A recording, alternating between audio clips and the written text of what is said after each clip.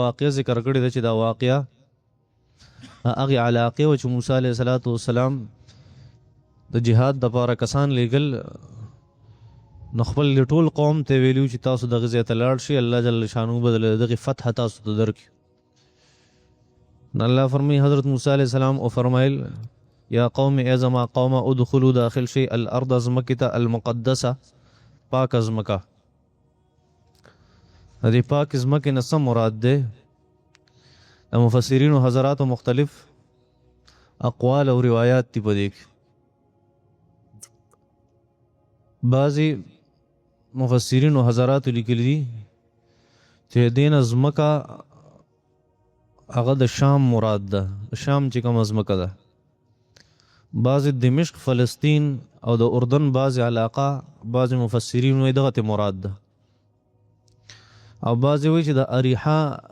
چې کوم علاقه ده هغه ته مراد ده، او بعضی مفسرین وایي چې نه د تور چې کوم علاقه ده هغه ته مراد ده، او بعضی مفسرین فرمایي چې د لبنان نه غیر چاپیره کوم علاقه ده هغه ته مراد ده. او په دغه باندې یو روایت پیش کړی دی، هغه دا چې ابراهیم علیه السلام ته الله فرمایل کله چې ابراهیم علیه السلام د لبنان ادرکه بصرک فهو مقدس، کوم ازمکه چې تا ته په نظر باندې راځي دغه ټوله مقدس ازمکه ده، الارض المقدسه ده، پاک ازمکه ده. وهو میراث لاولادک لذریتک، او دا ستا د اولاد دپاره دا میراث دی دا ازمکه. نو دغه ازمکه کې دغه مختلف اقوالو اسانه خبره مونږ وایو چې د شام ازمکه ته مراد در دی نه. موسی علیه السلام خپل قوم ته وفرمایل چې ای زما قومه تاسو د ازمکې د شام ته داخل شئ، دا ازمکه به الله جل شانو التي كتب الله لكم، الله جل شانو دغه ازمکه ستاسو دپاره مقرر کړي، ستاسو دپاره مقرر کړي. مطلب دا دی الله تاسو سره دا وعده کړی کېږئ نه ګنې فتنقلبوا خاسرین، بیا بدنه دا ازمکه لاړ شي او تاوانیان بشي. د ازمکې د شام ته مقدس ازمکه وي. دا ډیر د انبیاء کرامو الله جل شانه ورسره وروسته شرط هم ذکر کو چې شرط ورسره دا دی چې ولا ترتدوا علی ادبارکم، تاسو به واپس کیږئ نه په دې شرط باندې، یعنې بیا خو تاوان دی. تاسو ته ما ووایي چې دا لفظ التي كتب الله لكم چې د شام د ازمکه الله جل شانه فرمایي موسی علیه السلام بني اسرائیلو ته وایي چې دا ستاسو ده. نو څو ورځې مخکې دا یو ډیره د بحث هغه هدف جوړ شوی او دا خبره چې یاره یو عالم هغه په خپل تقریر کې او په خپل بیان کې وي او په خپل انټرویو کې وي چې دا خلک لیونی شي علیه السلام بني اسرائیلو ته وي چې الله دا ځمکه د شام ستاسو دپاره مقرر کړې ده، دا ستاسو. نو بس هغې ته خلک بیا غلطي وایي، ښه غلطي ورته ویل پکاري، غلطي وشوه بس هغه که چېرته معافي وغوښته ټیک ده، خو که خبره داسې نه وه او هغه په هغې کلک ولاړو چې مولیانو له د کتب الله لکم معنه نه ورځي چې بني اسرائیلو ته الله جل شانو اسرائیلو ته وایي چې دا ځمکه ستاسو ده، کتب الله لکم الله دا ستاسو دپاره فرض کړې ده مقرره، اسرائیل تسلیمول پکار دي، هغې چې څه کوي هغه هم درست دي. نو مونږ به بیا د قرآن او د حدیث او د تاریخ په رڼا کې د هغه اصلاح کوو. څه به کوو؟ اصلاح. په هغه پورې به خنداګانې نه کوو، په هغه پورې به ټوکې نه کوو، هسې به د پیش نه پیشاخانې نه جوړو. څه به کوو؟ بطور اصلاح په یو خبره کوو. اوس دا اصلاح کول دا به عام خلک اصلاح نه کوي، هغه یو عالم دی نو اوس په هغه باندې تنقید او د هغه اصلاح کول دا د علماو کار دی، نه کې د عامو خلکو کار دی. هغه خلک چې په قرآن او په حدیث باندې پوهېږي هغه به د دې خبرې جواب ورکوي. عام سړي ته دا اختیار نشته چې دوه علما خپل منځ کې اخته شي په یو مسله کې او یو وی دا گمراه دی بل وی دی گمراه دی، دا ټیک وی دا غلط وی. دا خبرې فضول خبرې دي او د عام خلکو ته دا اختیار نه، خو د تنقید حق هغه بعض خلکو ته حاصل دی، کوم چې خاص خلک دي. او دین یو بل درجه د تذلیل، نو تذلیل حق چاته هم نه دی حاصل، د اختلاف حق هر چاته حاصل دی، تنقید حق بعض خلکو ته خاص خلکو ته حاصل دی، او د تذلیل حق چاته هم نه دی حاصل چې بل مسلمان ذلیل کی. نو اختلاف راغی د علماو په منځ کې، یوی چې اسرائیل تسلیمول پکار دي، نو ټول علما په بل طرف باندې دي چې دا خبره غلطه وکړه. نو علما کرام له پکار دي چې دغه خبره دغه سړی اصلاح وکړي، دغه عالم اصلاح وکړي، عام خلک په دغه کې هغې له پرېوتل نه دي پکار. او دویمه خبره دا خو د عوامو ذمواري ده، دا ذمداري د عوامو ده چې هغه به د علماو په کار کې کار نه ساتي. ګوره یاد ساتئ، د هغې چې کم اختلافات دي هغې پوهېږي په خپل اختلاف باندې، د عامو خلکو د هغې د اختلاف سره څه کار دی. اصلاح د هر مسلمان فرض دی، امر بالمعروف او نهی عن المنکر د مسلمان فرض دی، دا به مسلمان کوي، خو په هغه طریقه به کوي کومه طریقه چې جناب محمد رسول الله صلی الله علیه وسلم اختیار کړې وه، کومه چې زمونږ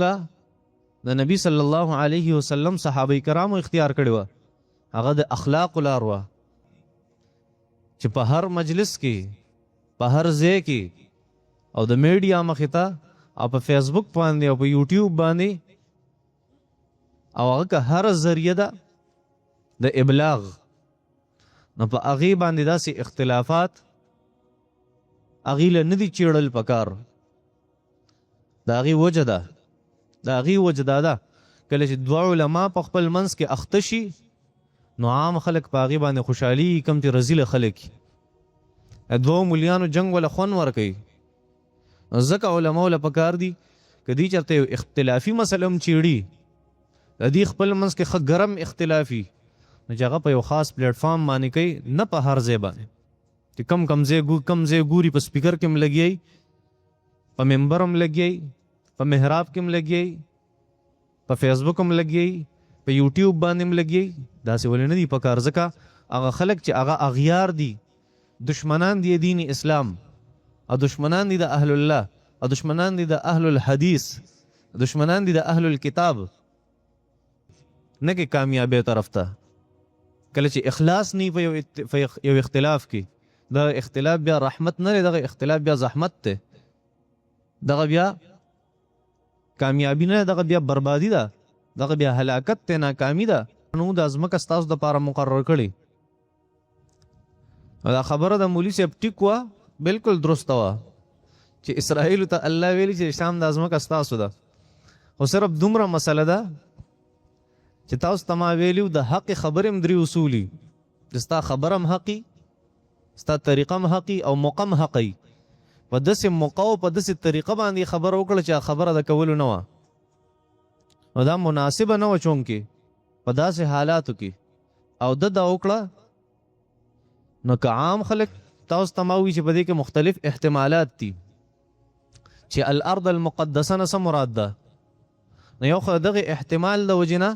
څوک دا نشي ویلی چې دا پلانکې ځمکه د اسرائیلو ده. دویمه خبره دا ده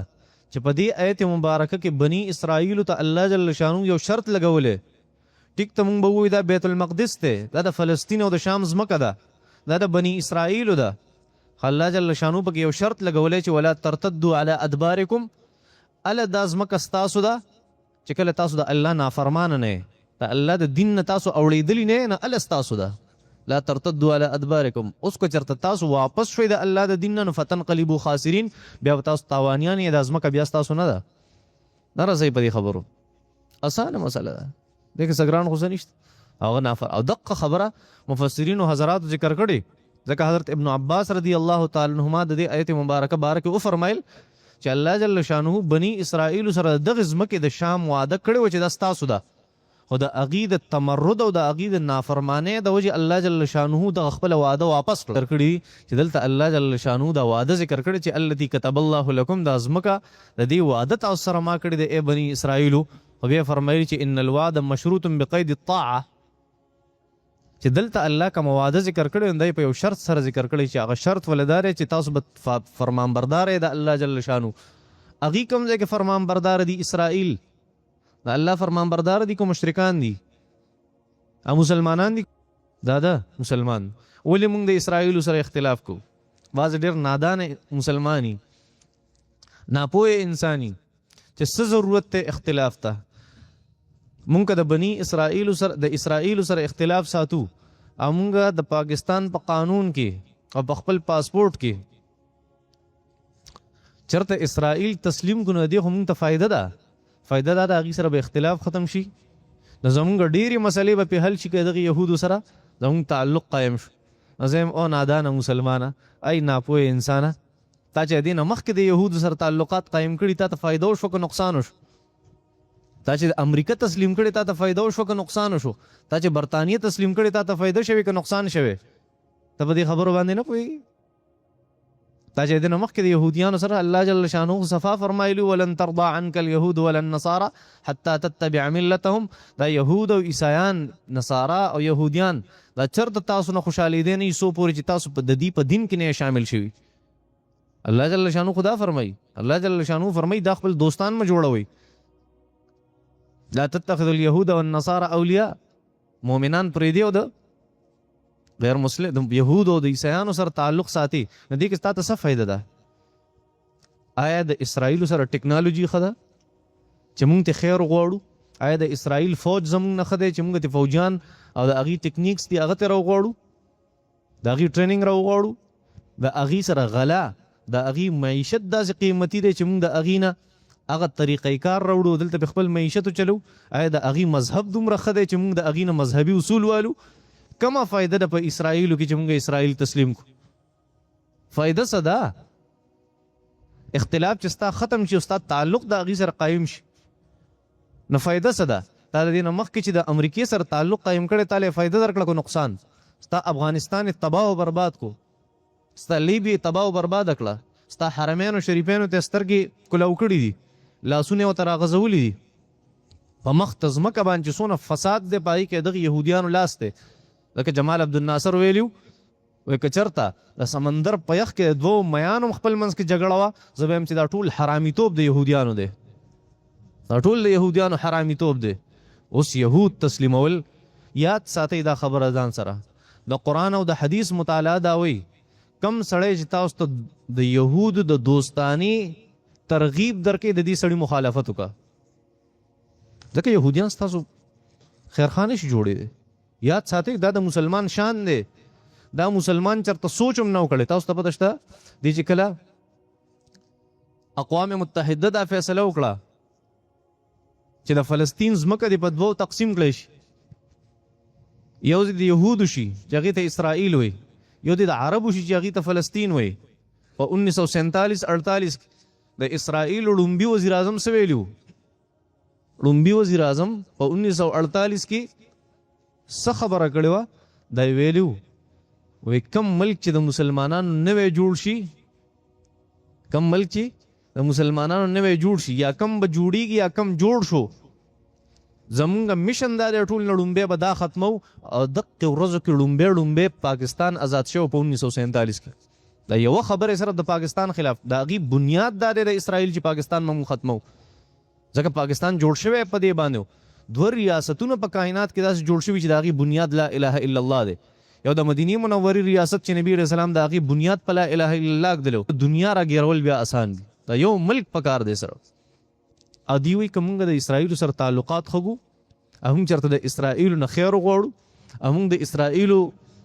اسرائیل تسلیم کو نو زموږ ملک ته به دا فایده وشي دا فایده وشي دا فایده وشي دا فایده وشي تا چې یهودیان تسلیم کړي دي نه مخکې امریکا او برطانیه سې در کړي دي تعالی اوس هم خیر غواړي اوس هم دا توقع ساتي چې ماله به هغې سره الله جل شانو دروغ وایي پیغمبر دروغ وایي صلی الله علیه وسلم که نه مونږ کې اسلام نشته که مونږ مسلمانان نه یو داسې نه ده چرته یاد ساتئ ځان سره چې الله فرمایي ستاسو دوست نشي کېدی الله دروغ نه وایي الله دروغ نه وایي نو چې الله جل شانو دروغ نه وایي دا زموږ د ټولو مسلمانانو عقیده نه زه حیران دا یم چې بیا ولې زموږ د یهودیانو سره دوستانه الله جل شانو د دې واده ستاسو سره کړې ده خو په شرط د دې باندې چې ولا ترتدوا علی ادبارکم که تاسو بېدینه نه ای بني اسرائیلو که تاسو بېدینه یې مشرکان یې او د مسلمانانو جماعت ته نقصان رسوي او د اسلام خلاف کوي، د پیغمبر خلاف کوي، د پیغمبر بیزتی کوي، د پیغمبر خلاف کارټونونه جوړوي، الله جل شانو فرمایي دا ځمکه بیا ستاسو نه ده، فتنقلبوا خاسرین، دا ارسه به ستاسو نه علم. قالوا يا موسى إن فيها قوما جبارين وإن قلتموه فإنكم غالبون وعلى الله فتوكلوا إن كنتم مؤمنين. صدق الله العظيم. اللہ جل شانو فرمائی قالوا اوی دی بنی اسرائیل یا موسیٰ اے موسیٰ علیہ السلام ان بشکا فیہا پدی خار کی قوم انداز قوم دے جبارینا چو زورور دی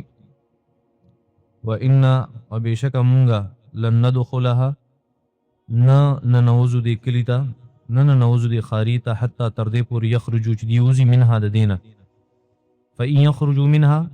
وچر دی اوزی دی خارنا فإنا داخلون پس بیشک مونگا فإنا پس بیشک مونگا داخلون داخلیدن کیو دیتا ننوتن کیو دیتا. قال اوی رجلانی دو کسانو من الذین دا اغی خلقنا یخافونا چی دی رید دا اللہ جل شانہونا انعم اللہ احسان کڑو علیہما پا دی دوارنو باندے ادخلو داخل شا علیہم پا دی بانے البابا پا دروازہ فإذا دخلتموه وعلى الله وپا اللہ بانے فتوکلو پستاس توکلو کہ ان کندم کچری تاسو مؤمنین مومنان. جہاد مونگا نشو کولے سو پوری چی دینی ہوتی دی زین نمونگا تا نشو ننوتے دیوزی بیا باور شو مونگا. یا دو کسان پکی وغی که لگ ایمان واغیو تے رازی پا دی دروازو پی ورزو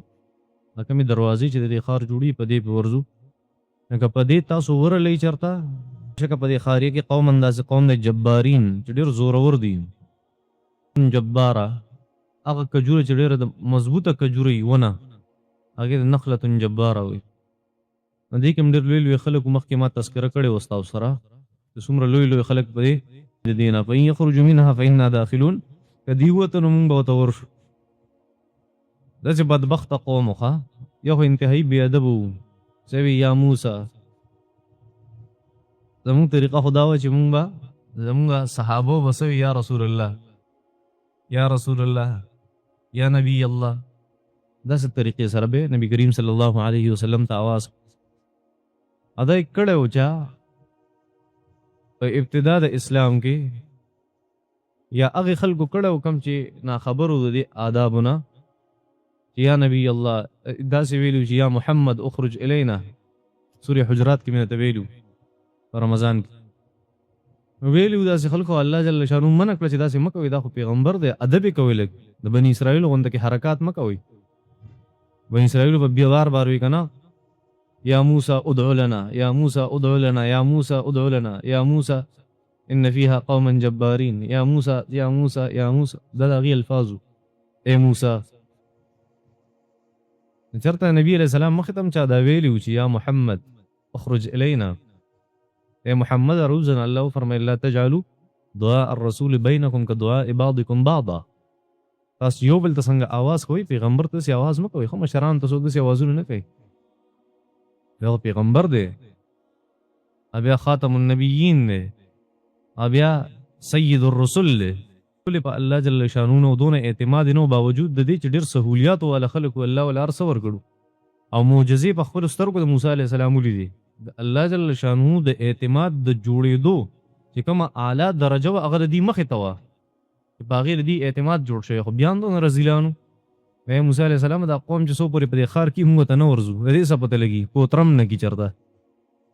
اللہ فرمائی چی انسان پا ما سنگ گمان کے زو سر بیا آغا شانتی کوما اللہ جل شانو پا دی بانے سلویخ کالا دا خار حرام کڑا ہوئی دی تبا نزی روست براش انہا محرمتن علیہم 40 سنہ سلویخ کالا اللہ فرمائی پا دی بندہ ما حرام کڑا ہوئی دی دا رزیل توب دو جنا اللہ جل شانو فرمائی دی سوی فإن یخرجو منها کدی دی خار نوتا فإننا داخلون بیا بونگا ورشو نا لکا تاسو تخو اللہ جل شانو دی جہاد حکم کئی او تاسو وائی چی دا دی خار نوزی بیا باوتا مونگا ورشو نا عجیب خبر دا اللہ حکم کئی چی جہادو کی تاسو وائی چی دا قوم دیوزی بیا مونگ دی خار تا ورشو نستاسو پا دی کسا کمال لے یاد ساتے گو رہے دو خبر دیر ضروری تی دے قوم دا کامیابی دا پارا سو خبری دوا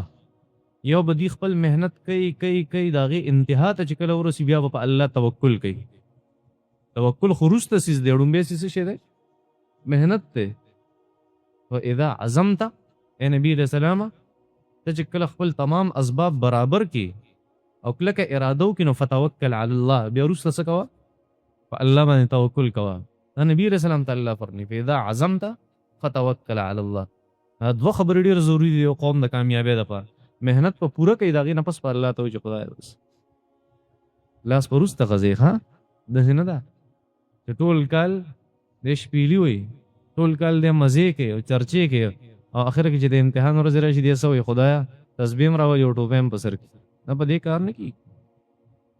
او سم کار دی. بیا ټول خلک به دا شی کوي. په دې کار کې دا د الله جل شانو د قرآن اصول دي چې اول محنت ته هغې نه پس د محنت نه پس بیا په الله جل شانو منتوانو چې هغه کم خلک مجاهده کوي، کوشش کوي. کوشش نه دي ویلي کم خلک چې دعاګانې کوي نو هغې ته زه لارې اسانوم، داسې نه دي فرمایي. نه والذین جاهدوا فینا لنهدینهم سبلنا، کم خلک چې مجاهدې کوي په ځان من سخت تېرې نو لنهدینهم سبلنا یا ورته زه لارې اسانوم. نو کافر هم محنت کوي لارې ورته اسانېږي او مونږ هم محنت کوو لارې ورته راته اسانېږي. نو فرق څه دی؟ فرق دا دی چې مونږ کله محنت کوو محنت پسې د الله جل شانو من توکل اعتماد او دعاګانې غواړو، د الله مدد ځان سره شامل حال کو. یا الله د دې دعا کو چې ته را سره خپل مدد شامل حال کې. نو فرق دا دی چې د کافر کار په نیمګړه کې پاتې کېدی شي، کافر ته نقصانات راتلی شي په هغه لاره کې. مسلمان چې د خپل محنت نه پس د الله جل شانو نه وغواړي نو الله جل شانو له کار بیا سر ته رسي او ډېر په اسانه باندې رسي سر ته. داسې کېږي. ښه دغه فرق یې پکې د کافر کار لنډې پوچې وي او د مسلمان کار هغه سر ته رسي. د مسلمان کار د هغې یو مقصد وي، د کافر د کار هېڅ مقصد نه وي. د مسلمان د محنت نتایج ښه روزي، بهترین نتایج روزي، او د کافر د اعمالو د هغه د محنتونو نتیجه صحیح هباء منثورا. افلا نقیم لهم یوم القیامة وزنا. د هغې څه حیثیت نشته د الله جل شانو په نسبت. دغه په مسلمان او په کافر د هغې په محنت کې او په توکل کې فرق دی. ښه د هغې په محنت کې فرق. نو دی وی چې دا قوم وځي بیا مونږ ورننوځو نو ستاسو پکې بیا څه دي چې دا قوم ته لاړ شي نو تاسو محنت نه دی کړی. نو الله ولې نو الله جل شانو په 40 کاله بیا د ځمکه حرامه کړه چې محنت نه کوي نو صرف په الله باندې توکل کار نه کوي. الله فرمایي دا شته به باندې حرام کم. یا دوه کسان پکې سړي زامنو هغه نمونه مې ته اغوستي حضرت یوشع حضرت کالب هغه سو فرمایل چې قال رجلان من الذين يخافون انعم الله عليهما. دوه کسانو الله احسان کړو چې هغې د الله نه یریده، هغې دې قوم ته سوي چې ادخلوا عليهم الباب، د سره ته ونه یریږئ د عمالقونه او دا دروازې دي په دروازو پې ورننوځئ. ګوره څوک چې په چا حمله کوي که نه په داسې لاره پې حمله کوي چې هغه د ځان نه نه خبر حمله پې کوي. خو د دې دوو کسانو په الله دومره اعتماد چې دې قوم ته څه وي چې دا کومه مین لاره ده که نه مین شهره ده او دا مین دروازې دي په دې پې ورننوځئ، ځکه چې دا تاسو اوس محنت کوئ او وروسته بیا د الله جل شانو توکل نو تاسو بیا کامیاب شئ. تاسو چې دومره محنت وکړئ چې په مین لاره ورننوځئ نو دقه ستاسو محنت هم دی چې تاسو دغلته ورشئ د یو قوم په موجودګۍ او بیا په دروازو باندې ورتل، دغه اصل توکل دی تاسو زموږ په الله اعتماد دی. ندی سوي چې قال رجلان یو هغه دوه کسان من الذین د هغه خلکونه یخافون چې دی یریده د الله نه انعم الله علیهما په هغې باندې الله ډېر احسان کړو. هغې ورته سوي چې ادخلوا علیهم الباب، ورننوځئ په دې باندې په دې دروازو کې پې ورننوځئ. فاذا دخلتموه که تاسو په دروازه ورغلئ نو فانکم غالبون، الله به تاسو غالب. وعلى الله فتوکلوا، په الله توکل ساتئ ان کنتم مؤمنین که ستاسو اعتمادي په الله باندې